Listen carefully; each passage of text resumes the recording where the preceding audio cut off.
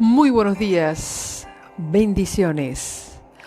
Un nuevo día, una nueva oportunidad, una nueva semana en la que hemos decidido estar a solas con Dios.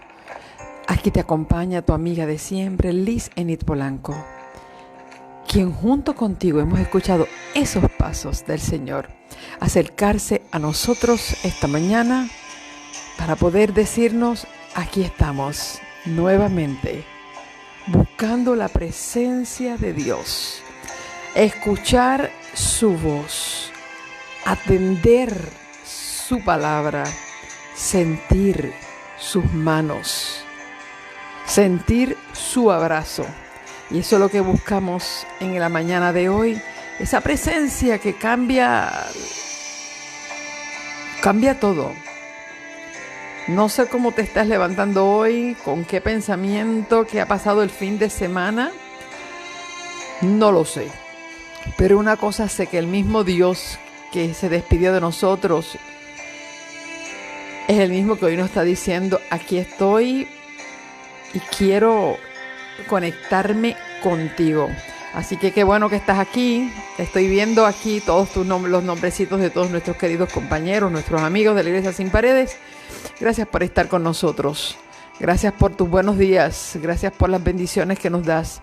Gracias por ser parte de los valientes madrugadores. Gracias porque hoy es un día especial y comenzamos una semana de labores, tanto escolares como de trabajo. Y quizás de algunas metas inconclusas, algún proyecto, alguna misión por la cual estás aquí y te estás preparando. Y nos preparamos porque cada cosa la vamos a hacer con Dios. No la vamos a hacer solo, la vamos a hacer con Dios. Y quiero aprovechar esta mañana, y lo voy a hacer ahora en la mañana, temprano, y lo voy a hacer al cierre con el Señor que me ayude, ¿verdad? Quiero saludar de manera muy especial a una fiel oyente que tengo de mis mañanas, en estas mañanas de a solas con Dios. Es una de nuestras más pequeñitas guerreras que conocí este fin de semana, a mi querida Daniela, allá en Fort Lauderdale, en la Florida, en Estados Unidos. Daniela y su mamá Mara son fieles oyentes de nuestro programa de A Solas con Dios. Y Mara me contaba, nos comunicamos, y que su hija se levanta todos los días a las 5:30 de la mañana a escuchar la palabra de Dios, y que ella es su mano derecha en su ministerio de obra misionera en la iglesia. Y todas las cosas que me contaba pues me parecían interesantes, pero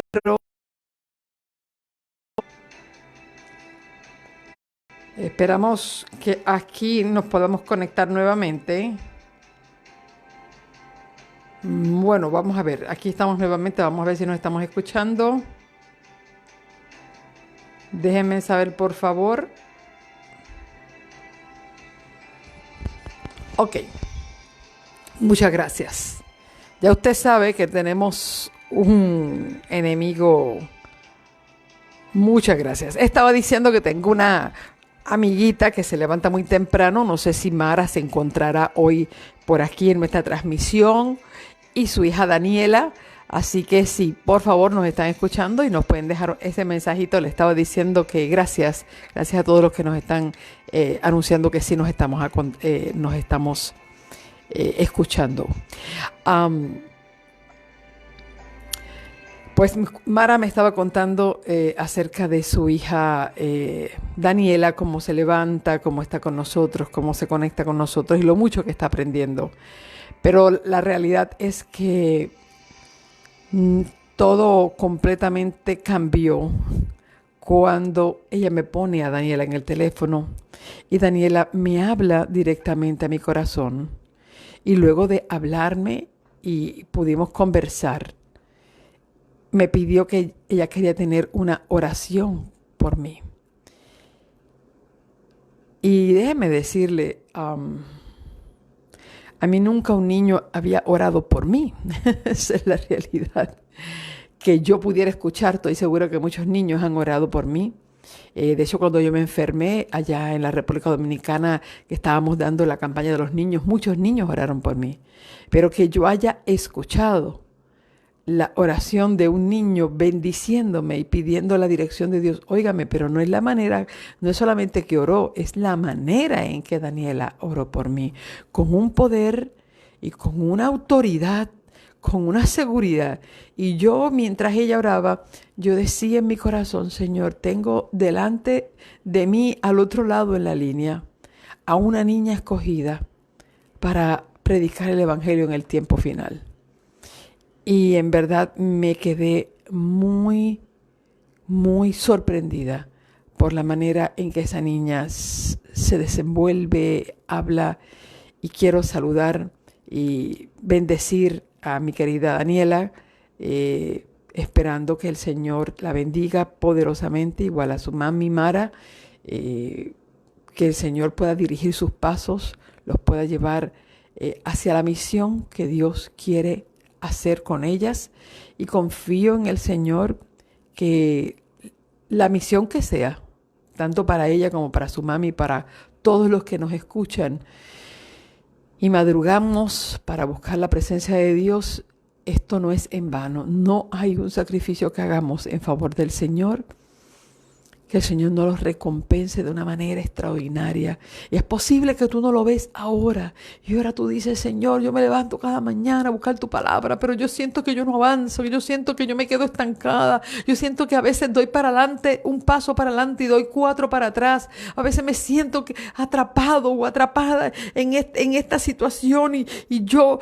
Cuando la hermana Liz habla de que vamos a ver su gloria, Señor, yo no veo tu gloria. Yo no la estoy viendo. Yo no estoy viendo nada. Yo lo que estoy viendo es que cada día me meto en un problema más profundo y cuando quiero, cada vez tengo una angustia, siento que no avanzo hacia la libertad, no avanzo hacia la felicidad, no avanzo hacia ningún lado, Señor. ¿Para qué madrugo tanto? ¿Para qué leo tanto? Y no es esto. Solamente lo único que piensa en todos los que te lo dicen cerca de tu casa. No sé ni para qué te levantas tanto, ni para qué madrugas tanto. Si mira, si eres la misma persona.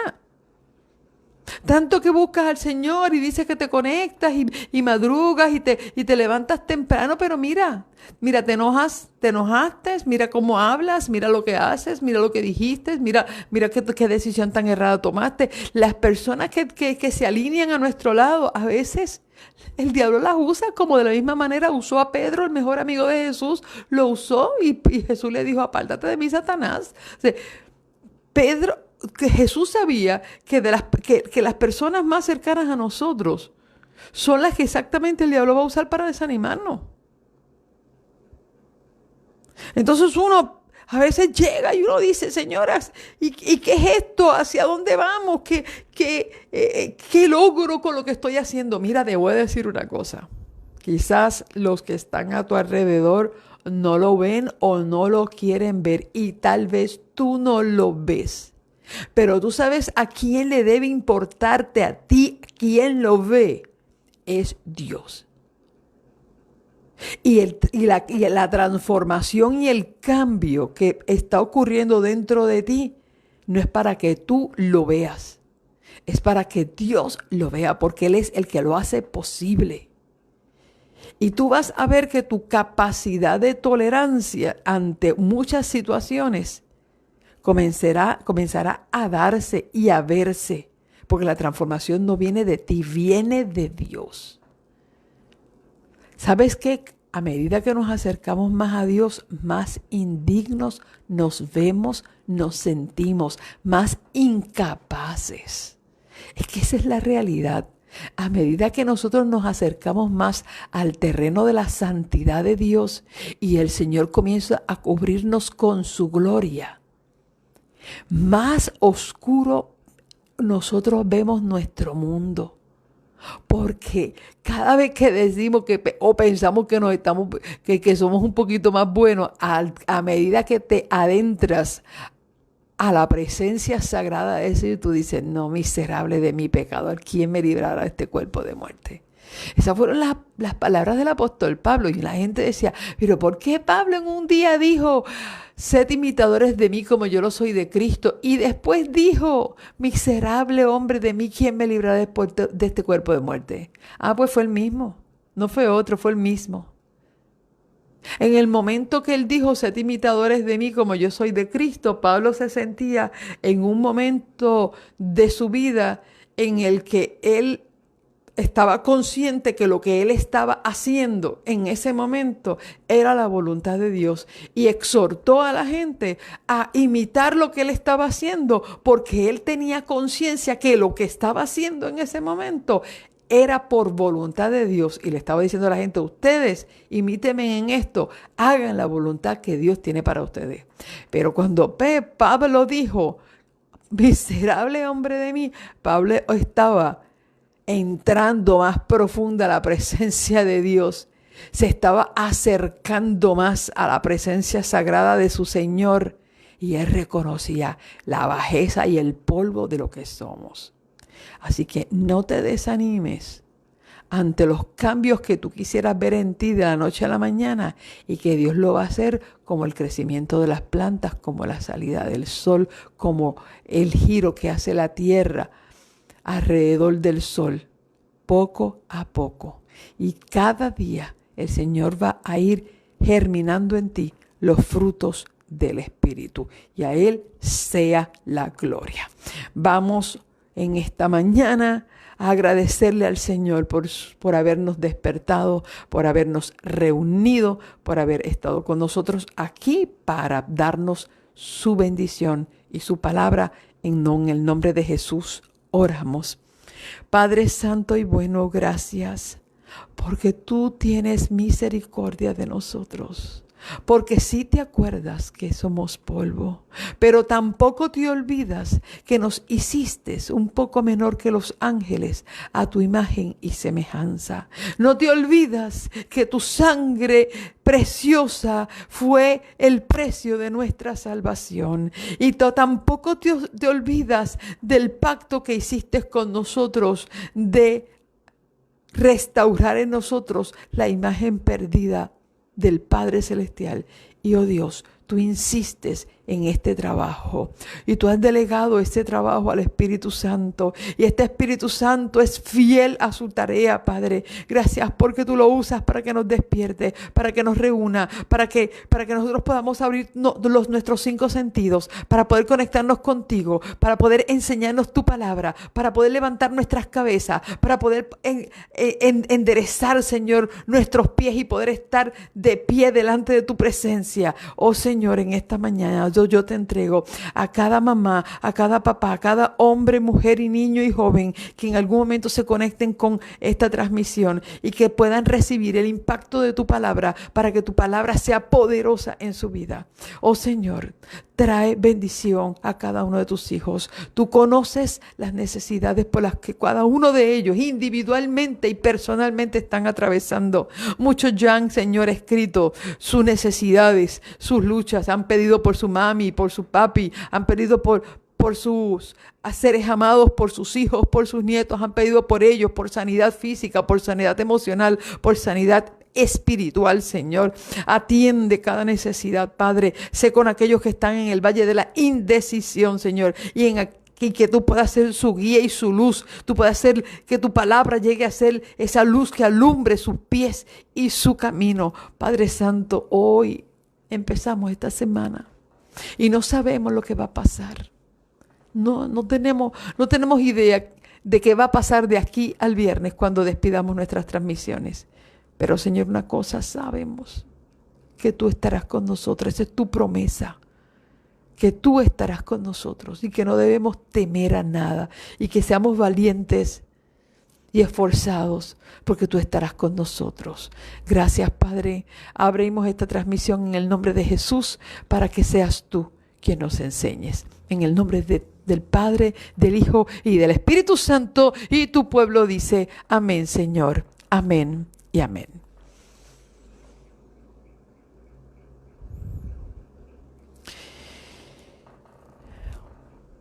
Vamos al libro de Nehemías hoy.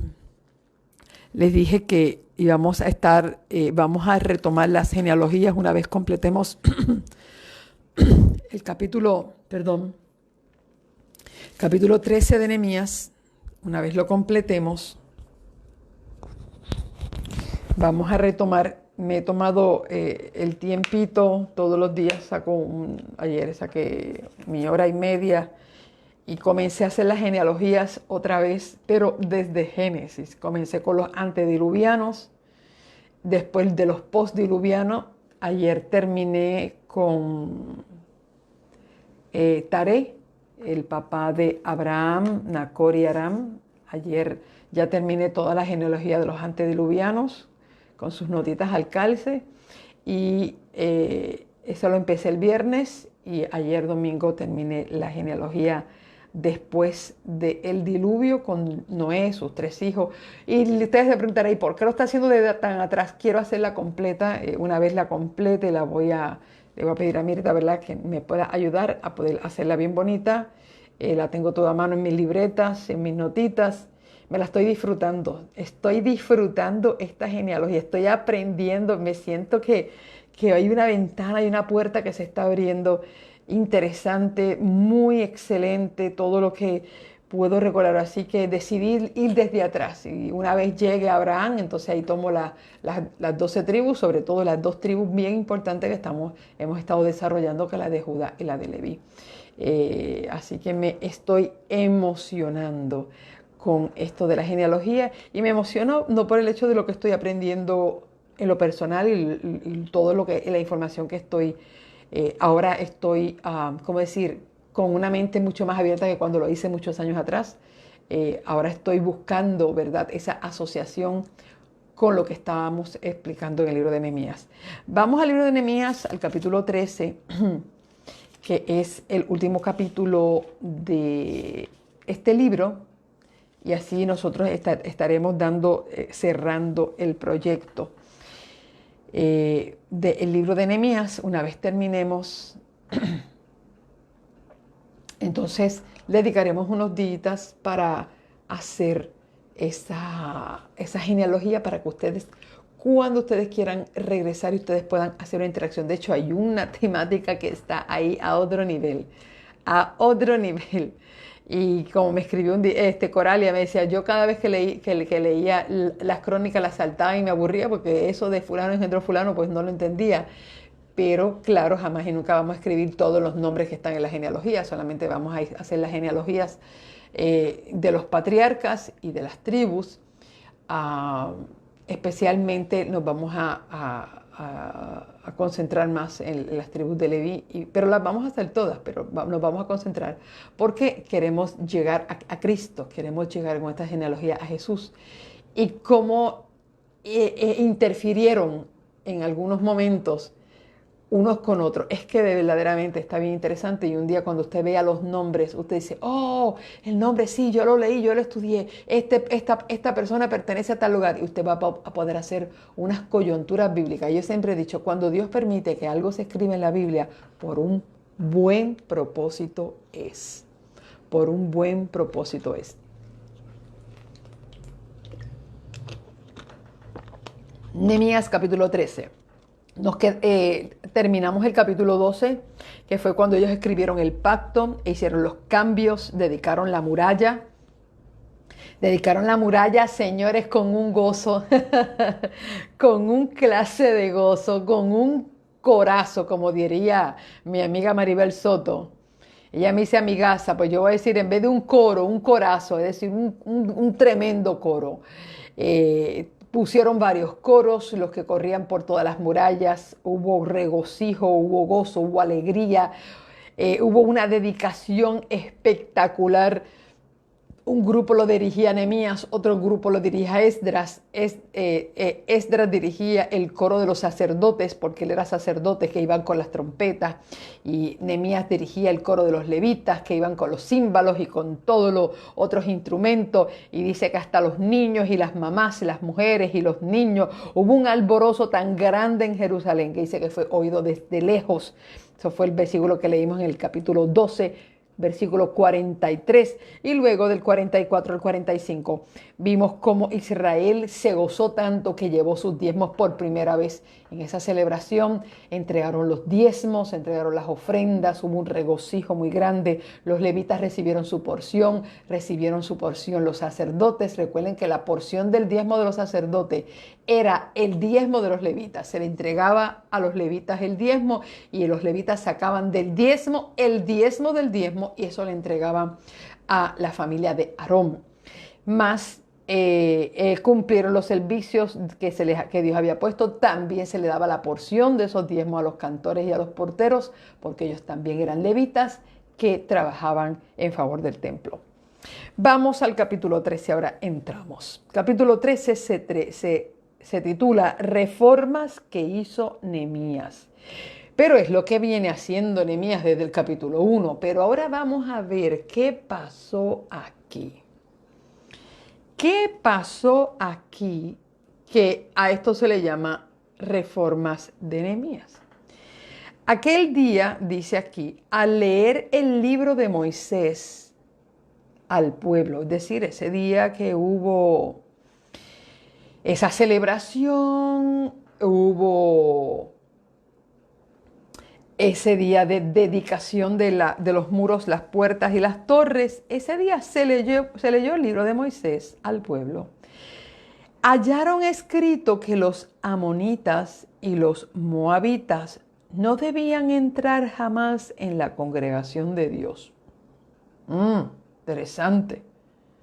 Y eso está en el libro de Deuteronomios. Dice que ellos mientras iban leyendo, es como nosotros que vamos aprendiendo a medida que vamos leyendo, vamos haciendo descubrimientos y nosotros comenzamos a ir tomando decisiones, lo que hemos hecho por casi estos 2 años. A medida que vamos descubriendo la Biblia, decimos, espérate, aquí hay algo, vamos a analizarlo, vamos a estudiarlo y vamos a implementarlo en nuestra vida. ¿Por qué los amonitas y a los moabitas no debían entrar en la congregación de Dios?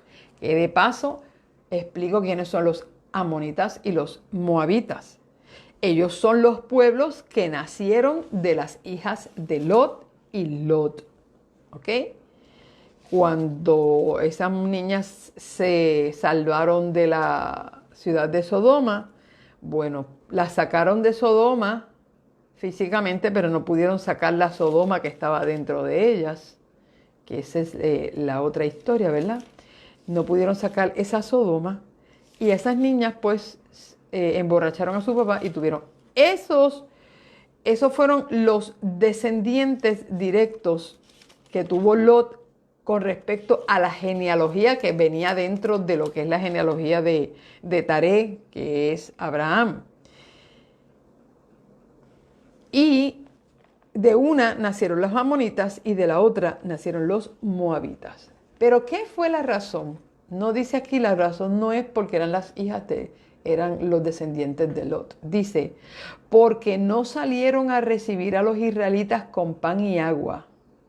Antes alquilaron a Balaam para que los maldijera. Pero nuestro Dios volvió la maldición en bendición. Ahora van a ver.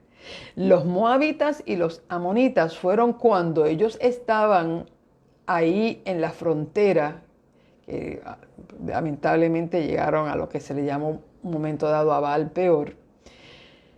Ellos fueron los que alquilaron y sobornaron. Balac sobornó a Balaam, que era profeta de Dios, para que maldijera al pueblo. Y fueron ellos los que trajeron todas esas mujeres hermosas cuando Balaam dijo, no, pues yo no puedo maldecir al pueblo, pues este es un pueblo que ya Dios bendijo, mira lo organizado que está, mira lo bien que yo no lo puedo maldecir, yo lo puedo bendecir, que yo abro la boca, lo que salga por la boca es lo que va a pasar. Bueno, cuando Balaam abrió la boca, lo único que salieron fueron bendiciones. Entonces, pero después fueron las que enviaron las mujeres para que vinieran al campamento a saludar a los chicos y los llevaron a una cosa terrible. Entonces dice, así cuando oyeron la ley, separaron de Israel a todos los extranjeros. Es decir, cuando aquí menciona extranjeros, no menciona a todos los extranjeros que eran de otras naciones, eran específicamente amonitas y moabitas. Todos los que fueran amonitas y moabitas tenían que salir del campamento. ¿Por qué? Porque Dios había estipulado una ley que ningún amonita y ningún moabita podía estar en la congregación de Dios. Y uno se pregunta, ¿pero dónde está la misericordia de Dios? Es para que tú veas que dentro de la misericordia de Dios está la justicia. Dentro de la misericordia de Dios hay justicia y dentro de la justicia de Dios hay misericordia. Pero Dios había estipulado esto, una señal. ¿Por qué? Porque Dios sabía y sabe el poder que tienen las influencias de las personas que cargan con ellos toda la estructura de lo que a ellos aprendieron. Interesante. Hay personas que podemos ver la historia, que usted va a ver en la historia cuando hagamos la genealogía, como una moabita habitó entre el pueblo de Dios y fue parte de la genealogía de Jesús. ¿Y quién fue esa? Ruth. Ruth era moabita. Y ella vivió en la congregación, y no solamente vivió, es decir, se casó con Boz y tuvo a Obed. Y Obed tuvo a Isaí, Isaí tuvo a David. Es decir, que hubo una conexión directa con el rey David y posteriormente con la genealogía del Mesías. No es el hecho de que el Señor hace acepción de personas. Es que Dios había visto cómo estas naciones habían perturbado a Israel y lo habían llevado a la idolatría. Y Dios estaba santificando, limpiando y restaurando. ¿Ok? Estaba restaurando aquel pueblo. Y mira, aquí se hizo cumplir. Así que cuando oyeron la ley, separaron de Israel a todos los extranjeros. Antes de eso, antes que esa separación se diera, antes de eso, el sacerdote Eliasib, que usted lo va a ver en la lista de todos los sacerdotes, de hecho es mencionado en el capítulo 12. Dice, en días de Eliasib, Joiada, Joán y Jadúa, los levitas jefes de familia y los sacerdotes fueron inscritos hasta el reino de Darío el persa. Y ahí hace la mención de Eliasib como uno de los sacerdotes que estaban ahí. Y mire lo interesante que aquí menciona de este Eliasib. Antes de eso, el sacerdote Eliasib, siendo jefe de la cámara de la casa de nuestro Dios, había emparentado con Tobías. Y yo quiero que ustedes se acuerden quién era Tobías. Tobías no fue otro que aquel que amenazó al pueblo, se burló de él y quería preparar un ejército para atacar la muralla. ¿Se acuérdense que estaba Tobías, estaba Gesem, el árabe? Y él había emparentado con este enemigo de Dios, que era un extranjero, decir, era un amonita o un moabita, perdón. Él había emparentado con él, ¿te acuerdas que estaba Sanbalat, Tobías? Tobías era un siervo amonita. Y ahí usted lo va a ver en el capítulo 2 de Nehemías. Nehemías 2:10 dice, al oír Sanbalat horonita y Tobías el siervo amonita, se disgustaron en extremo que alguien viniese a procurar el bien de los israelitas. Pero esto es interesante, porque justamente que quien había emparentado con Tobías había sido el sacerdote Eliasib. Para que usted vea por qué Dios se rebeló contra la clase sacerdotal. Porque cuando los jefes son los que comiencen a incurrir en este tipo de conducta y violar el pacto que Dios ha establecido, bueno, cuando la gente dice, bueno, pues sí, sí, si mi jefe lo hace, si mi pastor lo hace, si mi líder lo hace, bueno, pues entonces yo lo hago. Entonces cuando la gente comienza a buscar un ejemplo a seguir y sigue estas conductas, y dice que Eliasib había emparentado con Tobías, y no solamente eso, mira cómo sigue el chisme, porque el chisme continúa peor, y le había dado una gran cámara, es decir, un cuarto, donde antes guardaban las ofrendas, el incienso, los utensilios y el diezmo del grano, del vino y del aceite que se debía dar a los levitas, a los cantores y a los porteros, y también la ofrenda de los sacerdotes. Esto va empeorando. Esto va empeorando, porque no solamente es el hecho de que ellos habitaban con ellos, sino que el sacerdote había emparentado con Tobías el amonita. Y esto fue con los hijos, sino que la cámara, el cuarto, el lugar sagrado donde se supone que se guardaban las ofrendas, los utensilios del templo, los diezmos del grano, del vino, del aceite, que se le tenía que dar a los levitas, a los cantores y a los porteros, y la ofrenda a los sacerdotes.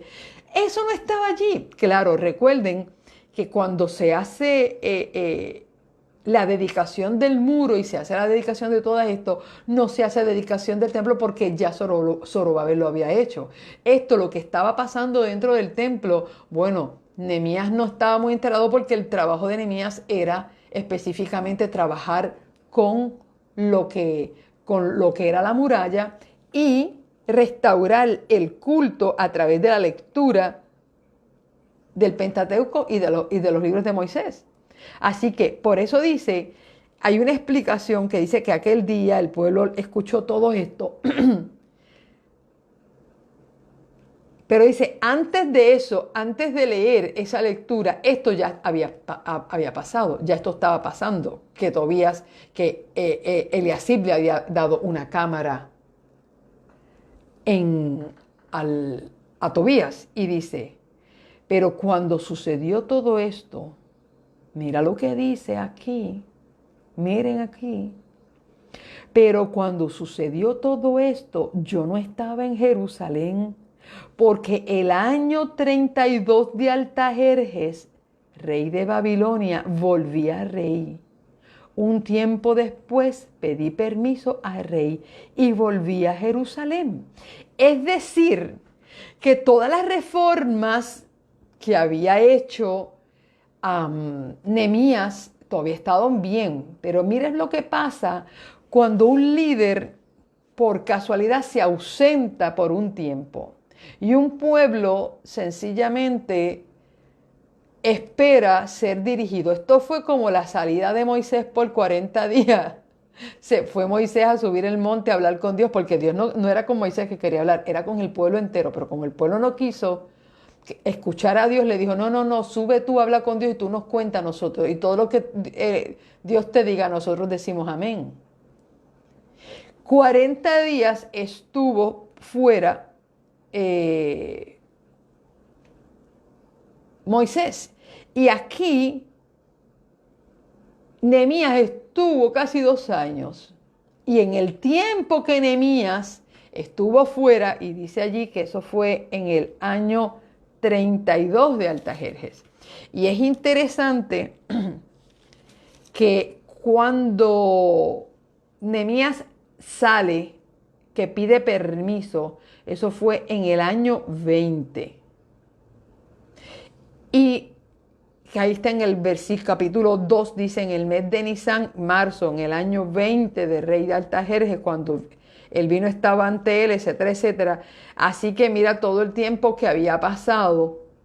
Y entonces él pidió permiso de ir a Jerusalén en el año 20 y en el año 32 él se ausentó. Interesante, mire todo el tiempo que estuvo Nehemías ahí. Y dice,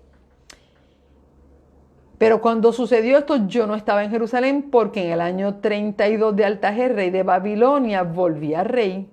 Y un tiempo después pedí permiso a rey. Volví a Jerusalén y supe el mal que había hecho Eliasib por consideración a Tobías, dándole una cámara en el atrio de la casa de Dios. Y esto ocurre en ausencia de Nehemías. Nehemías había estado fuera y Eliasib perdió su norte. Óyeme, ¿cómo es esto? Déjame, dicen por aquí que se está interrumpiendo la voz. Vamos a ver si es cierto. ¿Nos estamos escuchando? Déjenme saber si nos estamos escuchando. Ok. Permítanme entrar por este otro lado. Ok, me estoy escuchando. Perfecto. Muy bien.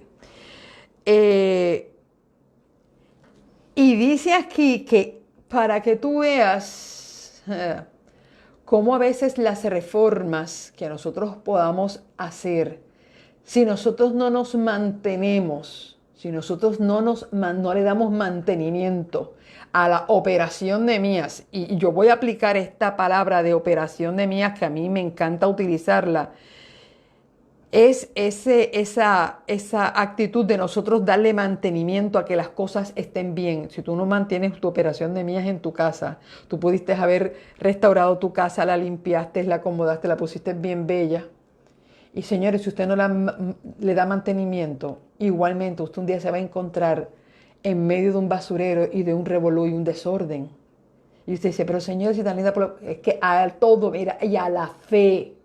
Usted no diga, no, pero ya yo aprendí muchísimo, mira, ya yo todo lo que ya yo sé, yo tengo no sé ni cuántas libretas escritas, eso no importa cuántas libretas tú escribiste, si tú no le das mantenimiento a tu relación con Dios, esto es como cuando limpias el patio, a los 15 días, a los 10 días, ya otra vez puede salir un elefante y una jirafa del patio de tu casa. ¿Por qué? Porque las cosas crecen, la maleza crece, la naturaleza se apodera y la naturaleza pecaminosa de nosotros, si no la tenemos sometida a la presencia del Espíritu Santo diariamente, Señor, la maleza crece y la carne va por encima del Espíritu y nos volvemos nuevamente gente peligrosa. Peligrosa, nos volvemos peligrosos. Y dice allí que Eliasib se olvidó de las reformas, se olvidó de su norte y aprovechó que Nehemías estaba afuera y sacó toda la ofrenda y sacó todo lo que era para los levitas, para los sacerdotes, para los cantores y para los porteros. Y yo quiero decirles, no ignoren esto de los porteros y tampoco no ignoren lo de los cantores. Yo no le he dado profundidad a eso. Pero a veces la gente piensa que las personas que han dedicado su vida a la adoración y a llevar al pueblo a adorar, ellos están fuera de una ayuda. La gente piensa que cantar es cantar. No, cantar es ministrar el alma. Es una manera de predicar con música. Y hay gente que ha dedicado su vida y no recibe ninguna remuneración, ni ayuda, ni nada. Y déjeme decirle, esto es un ministerio. Los porteros y los cantores eran sustentados por el pueblo, porque ellos ministraban la vida del pueblo y ellos eran los ministros de adoración y alabanza. Ese es el nombre que yo le doy, ministros de adoración y alabanza.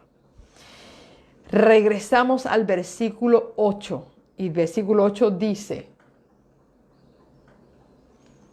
me dolió en gran manera cuando Nehemías regresa y le dan el mensaje de que los levitas estaban sin lo que acababa de pasar. Dice, me dolió en gran manera y eché todos los muebles de Tobías fuera de la cámara. Y yo me imagino a Nehemías como Jesús cuando entró al templo. De hecho, Nehemías, podemos hacer un paralelismo impresionante del ministerio de Nehemías con el ministerio de Cristo. Cómo Jesús vino a restaurar los muros y las puertas, no de la ciudad literal de Jerusalén. Jesús vino por 3 años y medio a restaurar los muros y las puertas de la fe del pueblo de Israel, del pueblo judío. Y finalizando su ministerio, igual que Nehemías, finalizando su ministerio, Jesús hizo lo mismo que hizo Nehemías aquí. Se indignó en lo que los sacerdotes habían permitido convertir la casa de Dios. En el caso de Nehemías, aquí vemos cómo se le dio una cámara al enemigo. ¿Cómo es esto? Sí. Al enemigo de Dios, al enemigo del pueblo, se le da una recámara dentro del atrio de la casa de Dios. Pues déjenme decirles, y perdonen que les voy a decir esto. Nosotros hemos tenido 31 iglesias en nuestro ministerio que ya está cerrando, y quiero agradecer a todos los que nos dejaron su mensajito de apoyo, de amor, de cariño a nuestro ministerio, tanto el de mi esposo como el mío. Les agradecemos, la familia, mis hijos estaban muy contentos y agradecidos al leer los mensajitos que ustedes nos dejaron. Mucho apoyo, muy lindo. Pues miren, en 38 años de ministerio de mi esposo y yo con el 35.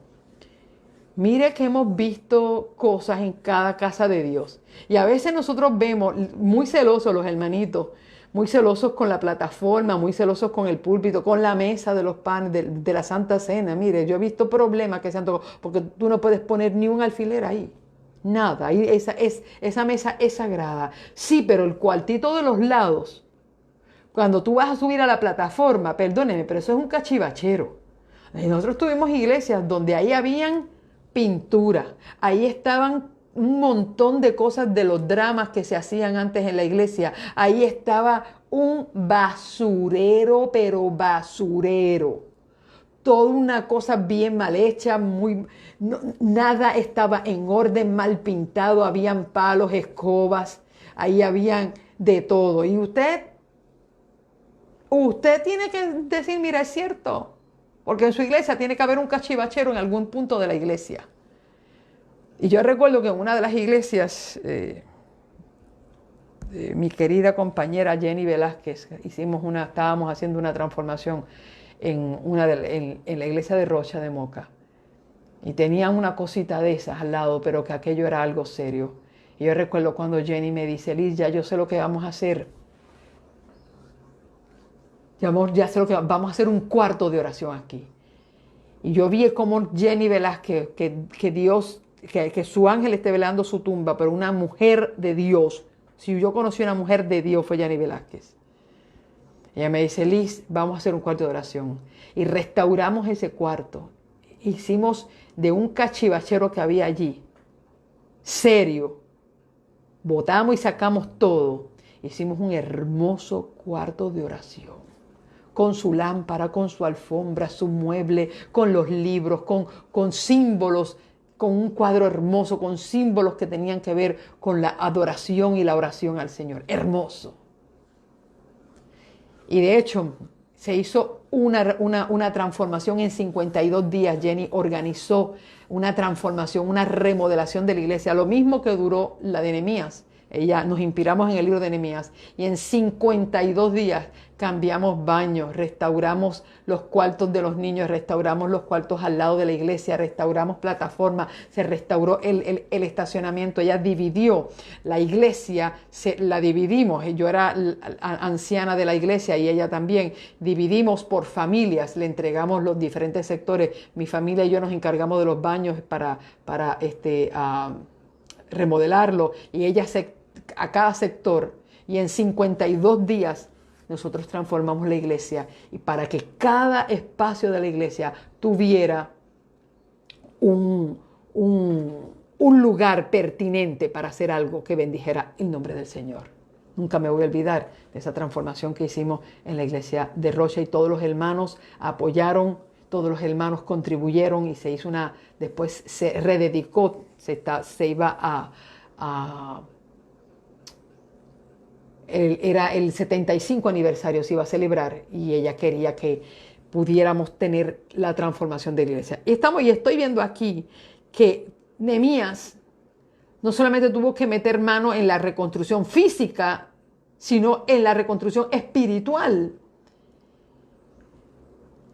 No sé, ¿verdad?, cómo han pasado muchos años de ese trabajo. No sé, ¿verdad?, cómo está, si todavía existe ese cuarto de oración o no. Pero yo lo quiero decir es que hay un momento que en la vida nos llena, nos sobrecoge el celo de Jehová. Óyeme, y nos enojamos. Nos enojamos cuando nosotros vemos que las personas no tienen una conciencia abierta de cómo a Dios le gustan las cosas.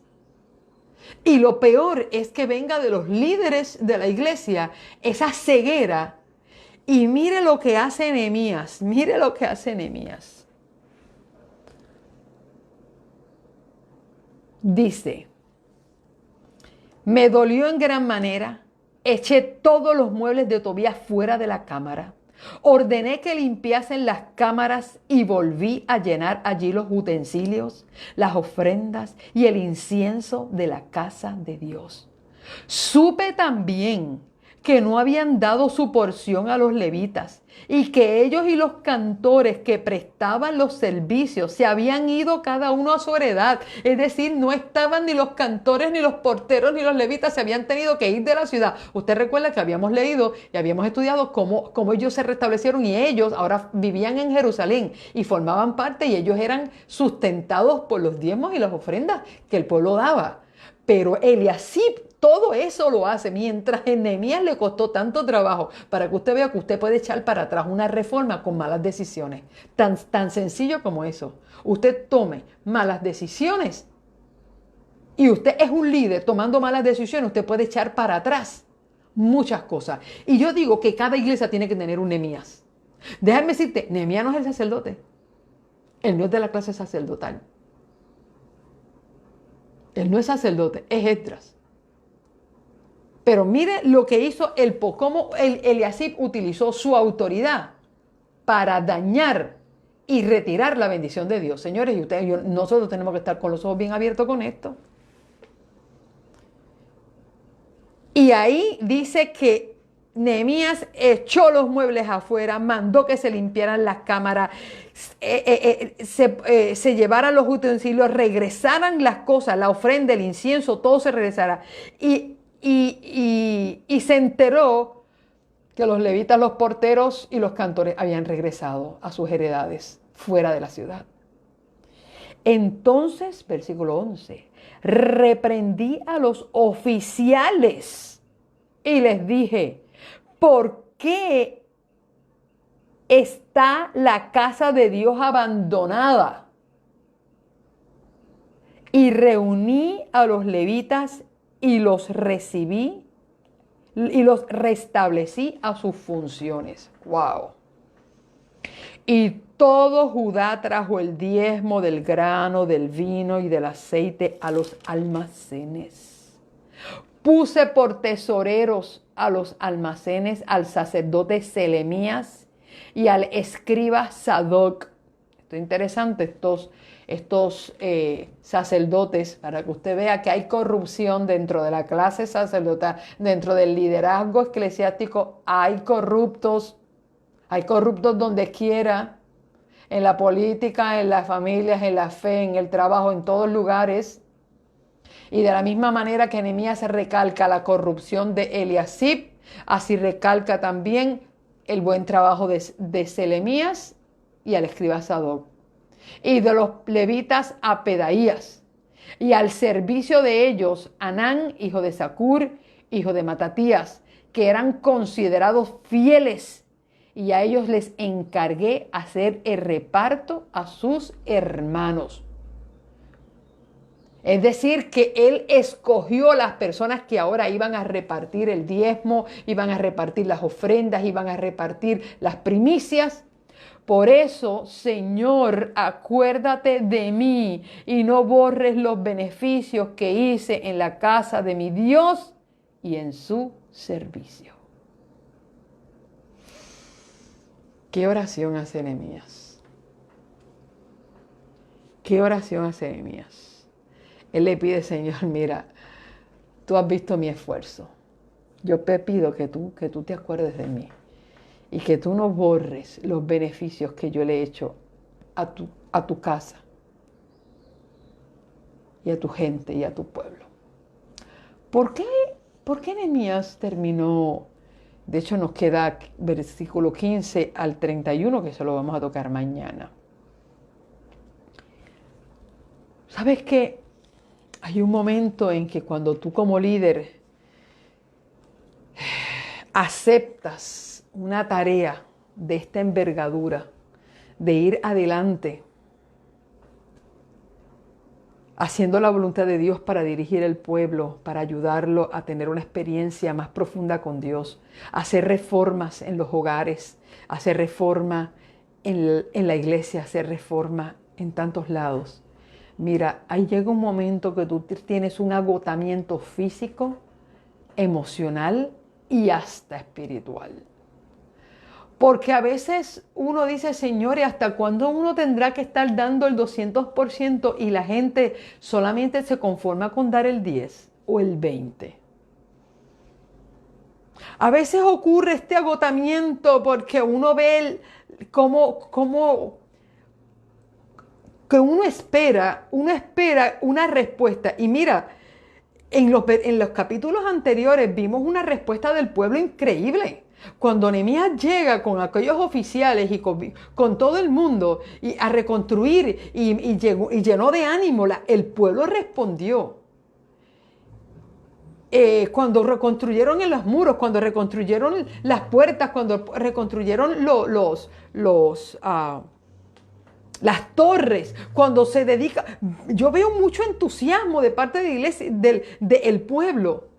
La cuestión es que cuando Nehemías se va, el liderato, para que usted vea que se pueden hacer muchos cambios en la vida externos. ¿Qué le pasó a Eliasib?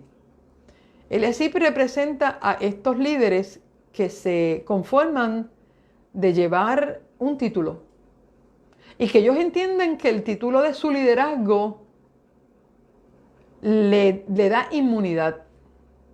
Y piensan que ellos no tienen nada que cambiar, que quienes tienen que cambiar es el pueblo, quienes se tienen que sacrificar es el pueblo, que quienes tienen que dar las villas extras del pueblo, porque su título les provee a ellos una inmunidad ante Dios. Pero eso no es así. La historia bíblica dice que Dios le exige más al líder que al pueblo. ¿Por qué? Porque el líder es a quien el pueblo mira. Y tú no te puedes conformar con ser un líder mediocre. Tú no te puedes conformar con ser un líder con título. Tú necesitas ser un líder en la práctica diaria y humillarte delante del Señor. Porque la vida de Pablo fue una vida tan difícil. Bueno, Pablo le hizo la vida difícil a los cristianos. Y cuando Ananías sintió miedo, dice, Señor, pero tú quieres que yo vaya a abrirle los ojos a Pablo, pero tú sabes quién es Pablo. Saulo de Tarso, ¿qué será el nombre? Pero tú sabes que ese hombre es un perseguidor y él es el terror aquí en Jerusalén. Le dice, sí, no te preocupes, él va a padecer por eso. Pero Pablo aceptó su misión y de perseguidor fue perseguido. Y tuvo una vida dura y difícil, pero él entendía que era un privilegio servir al Señor y cada padecimiento lo padecía en gozo. ¿Por qué? Porque él sabía que tenía una responsabilidad muy grande delante del pueblo de Dios, de vivir en santidad ante Dios. Y una de las cosas que se ha perdido es el compromiso del liderazgo. Líderes descomprometidos haciendo una obra muy comprometida, porque trabajar para Dios, eso es un compromiso con el cielo, no con los hombres. Y por eso yo tengo claro y muy definido que mi jefe es Jehová. Y mi trabajo no puede ser mediocre. Dentro de mi conocimiento, dentro de mis fuerzas, dentro de mis limitaciones, yo tengo que darle a Dios el 200%, porque yo no trabajo para los hombres, sino para Dios. Entonces, estamos viendo cómo el descompromiso de un líder, de un puesto de honor, trajo una desgracia. Y la desgracia es cuando nosotros extendemos lazos con los enemigos. Cuando nosotros le permitimos en nuestra casa y en nuestra iglesia que el diablo tenga su casita, tenga su recámara, y nosotros le quitemos a Dios los privilegios de tener ocupado el 100% de nuestras vidas, y nosotros le permitimos en nuestro corazón, le damos una cabidita ahí, una camarita en nuestro corazón para que el diablo se entretenga de vez en cuando. Esto es como la historia del hombre que hizo una casa y dijo, y el diablo fue a visitar y le dijo, no, yo no te quiero aquí. Le dice, no, pero tú no te preocupes, yo no vengo a vivir en tu casa, yo vengo a poner este clavo y este clavo es mío. Lo único que yo voy a poner en tu casa es este clavo aquí al lado de la puerta para colgar ahí mi sombrero. Es lo único que yo quiero. Y la persona vio que no era muy grande la petición del diablo y dijo, pues que también pon el clavo ahí. Y si lo único que tú vas a cargar vas a enganchar el sombrero, pues está bien, no hay problema. Y dice que a la hora que quería, el diablo le tocaba la puerta. Y le decía, no, pero ¿por qué tú estás llegando a esta puerta? Bueno, yo puedo entrar aquí a la hora que yo quiera, porque el clavo que está dentro de tu pared es mío. Y las veces que yo quiera colgar mi sombrero en ese clavo, tú me tienes que abrir la puerta, porque el clavo es mío. La casa será tuya, pero el clavo es mío. Y por ese clavo, el hombre le tenía que abrir la casa al diablo las veces que él quería, a la hora que él quería que tocara, porque la casa era de él, pero el clavo era del diablo. Y yo no sé cuántos clavos nosotros le hemos puesto al diablo para que entre y ponga el sombrero, ponga la capa, ponga los zapatos, ponga lo que sea y se cuelgue el mismo. Y para que tú veas que aquí te estamos hablando de que no fue que le dio todo el templo, no, le dio una cámara y nada más y nada menos que le dio la cámara de donde se reunía el diezmo, la ofrenda para los porteros, para los levitas y para todos. Mira qué curioso, mire qué curioso.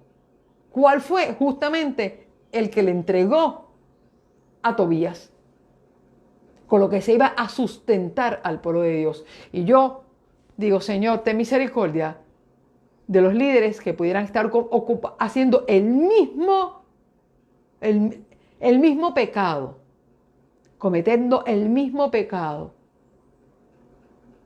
y donde las cosas no fluyan adecuadamente, porque sencillamente hemos hecho un pacto con los enemigos y queremos quedar bien con la gente de afuera y queremos quedar bien con el gobierno y queremos quedar bien con la opinión pública y dejamos de quedar bien con Dios. Cuidado. Si tú quieres quedar bien con el gobierno o con la mayoría o con la gente y tú no estés quedando bien con Dios. Reformas de Nehemías en el año 32. Después del año 32. Así que mañana continuamos en nuestro estudio. Profundiza lo que hemos estudiado. Busca información adicional. No te quedes con lo que yo te enseño. Corre millas extras y dile, Señor, si tú me tienes aquí aprendiendo esto, ¿qué tú quieres que yo haga? ¿Qué quieres de mí? ¿Qué espera de mí? Recuerde que las reformas las tenemos que comenzar en nuestro interior primero, luego en nuestra casa y luego las llevamos más allá. Porque no es que nosotros nos miramos como santos para ver los otros como pecadores. No, Jesús dijo, saca primero la viga que tienes en tu ojo y luego vete y saca la paja del ojo ajeno. Oramos al Señor. Padre Santo y bueno, gracias porque nos diste un día más para estudiar tu palabra.